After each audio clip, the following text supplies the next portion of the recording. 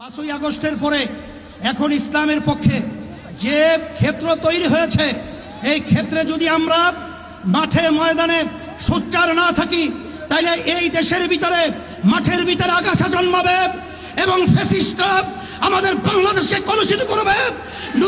নুরুর মতো লক্ষ্য প্রমাণ করেছে, আমার ভোট কেন্দ্রে ওরা দখল করবে, ওদেরকে উৎখাত করতে হবে, বঙ্গোপ সাগরে ওদেরকে নিক্ষেপ করতে হবে, বাংলাদেশকে স্বাধীন বাংলাদেশ ঘোষণা করতে হবে।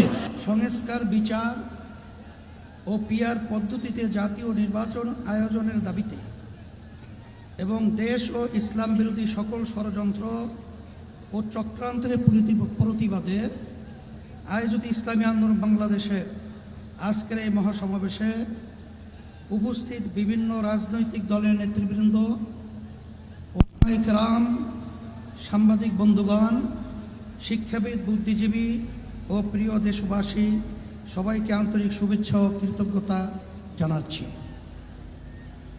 শুরুতেই জুলাই অভ্যুত্থানে জীবন উৎসর্গকারী বীর যোদ্ধাদের স্মরণ করছি।